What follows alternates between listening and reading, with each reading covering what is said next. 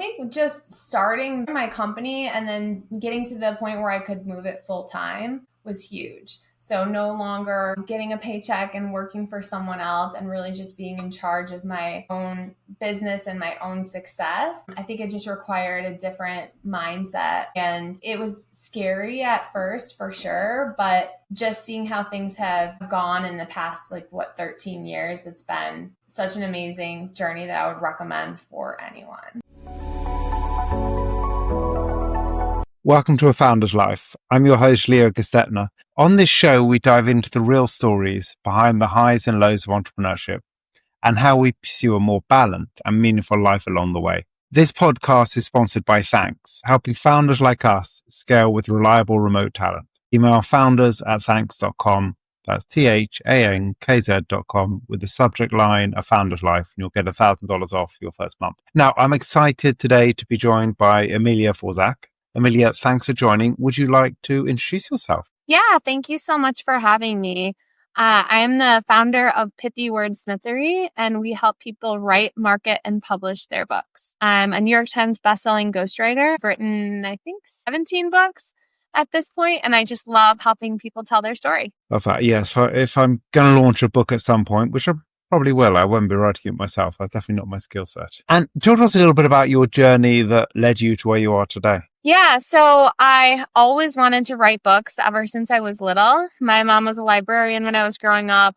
I went to school for journalism, and I wanted to figure out just how to do more writing. And when I was graduating, it wasn't the best time to go into newspapers. And so I ended up going into marketing, and my CEO got a book deal, which we thought as marketers was a great opportunity. But him being a very busy CEO didn't have a lot of time to write the book. So I volunteered to help, and it ended up becoming a New York Times bestseller. And I realized that was what I wanted to do. And I could see a path for helping people in the same way.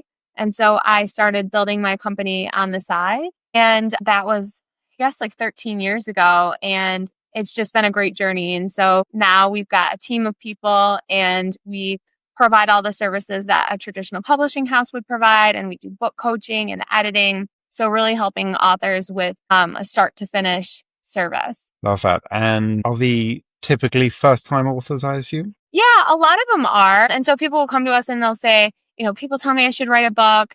I don't know what that looks like. Or sometimes people say, I wrote a book and I need some work.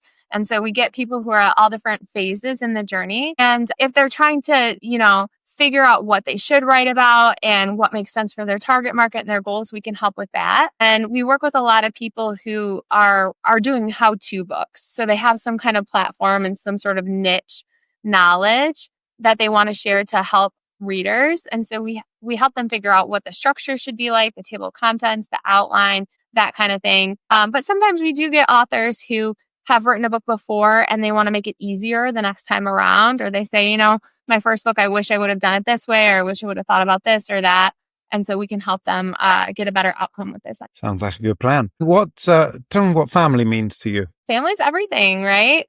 And so the whole entrepreneurship journey, one thing that drew me to it was the flexibility to be able to spend more time with my family. And it wouldn't mean going into an office 9 to 5 and having to work within a certain number of vacation days or anything like that. And so I think I've always seen entrepreneurship as a path to having freedom and spending more time with family. And so I love to just go on vacations with my daughter, who's 7, and be able to leave work early at 3 or 4 and pick her up right after school. So that's something that I have just made a habit while she's little. I feel like I don't have that much time, while she's still this small. And so I want to be able to be there for her. And that's provides a great life balance for me. Right, they definitely grow up fast. Mine are now 20 and 22.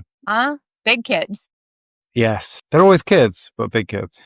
Yeah. And what do you like to do for health? I love to do CrossFit. I know this has it can be a little culty or whatever, but I like CrossFit. I like to go to the noon workout classes. So again, that's something that entrepreneurship has made easy for me, where I'm I want to take a break in the middle of the day and go to a workout class and come back. I do that, and I like to go for runs. And so I also like to walk the dogs. I have one behind me. I don't know if you could see her, but I walk her, and that keeps me very active overall. Lovely. I've never actually done CrossFit. I go to the gym a lot, and I'm a big runner. So running, I definitely do a lot of. Yeah, CrossFit's fun. I had never really been comfortable with barbells and lifting, and CrossFit taught me how to lift things in a safe way and actually be able to pick up like over 200 pounds, which something about that feels amazing. I think especially as a woman to be like, I am strong, I can do this. And so I really like that over the years. Yeah, although I've got to say, I've been working with a trainer recently in the gym, and I've been lifting actually much lighter weights than I was before, but actually getting much more exhausted. So, the difference with, and I get with CrossFit and with all weightlifting, there can be, sort of that ego lifting of the number always feels good. Yeah. But I've been noticing, like with this trainer, I barely move afterwards, and I'm probably lifting half the weight than I was before. So it's always interesting that if you can really refine that form, the difference it makes. Yeah, and the high rep stuff is huge. That can be definitely exhausting. You're lifting like 20 or 30 pounds, but you're doing it like over 100 times. Absolutely, you're going to feel it.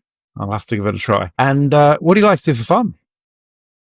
I love to travel. I think that's probably my biggest thing. I went to Nicaragua a couple weeks ago. That was such an interesting trip. I've been to Mexico like 3 times in the past year. I really got into the whole Mexico. I don't know. There's just so many different things to see there. Like between Cabo and Tulum and Mexico City, it was like 3 completely different experiences in one country. And so the flight is just so easy from Chicago. But yeah, I love to travel whenever I can.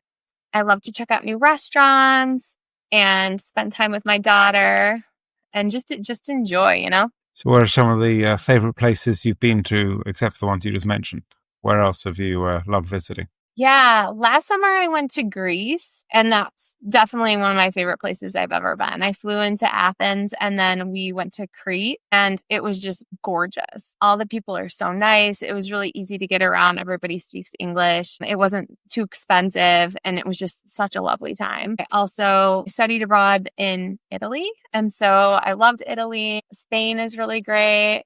I just like new experiences. I think that's a little adventure, something new. And how does a balanced life look for you overall? So in the books that I've written for people, which I do like a lot of leadership books, people talk about how work-life balance is a myth. And I think that's a great point because it's never balanced. It's more of like an ebb and flow. And so I think having the flexibility to do that, where sometimes you're busier at work and you know that you need to put in more time towards something that's important. And then when you don't have that, being able to flex and take more time off and more vacations. And so I've been really working hard at not overextending myself and being at bandwidth for work because that just makes it harder to find that like the time off to enjoy and recharge. So trying not to do too many things, trying to delegate something Perfect. that most of us can probably work on a little bit, right? And I'd agree there's no such thing unless you're a monk of being in perfect balance. But for me, I often describe the balance as that center line. So yes, at some point you're working more, at some point you're family more, at some point you're doing different things, but it's what's that center line of balance look like? So it's an overall finding the right mix. Whereas I was talking to someone on the podcast recently, and for him, balance was he works ridiculously hard because his kids have left home, but then he'll go away for a week and he's able to switch off. So for him, that was his balance. It sort of depends, but it's overall finding that balance. Mm-hmm. I feel like you've done that very well too, right? You're doing this interview from Portugal. And so you're right on the same, like you travel and spend time with the kids and all that. Yeah. I mean, for me, I'm enjoying the digital nomad journey. And I think I've got a good balance. I often work very hard, as we all do, as that's the entrepreneurial journey. But, I think it's important to spend time with my kids. Health is very important. I work out a lot, I run a lot, I spend time outside. And I think that's all part of that balance. Mm-hmm.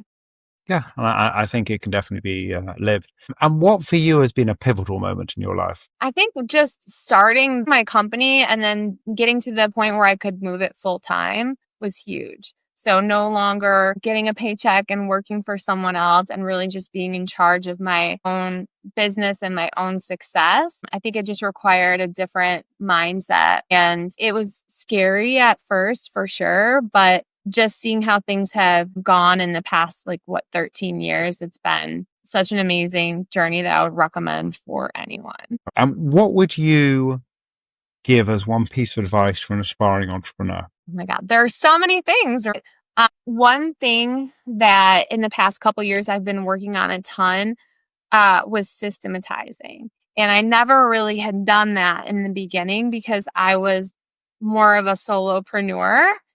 And I'm not an operations mindset sort of person, right? I'm more of I love marketing and sales and I love the big picture stuff, but the actual, what are the tasks that need to get done in this order and the instructions? I had never really written any of that down. And I ended up working with an operations consultant and it changed my life. All of the little things that we were doing, we created instructions on how to do them and we saved them on our G Drive so that everybody can access them. And we got project management software and everything.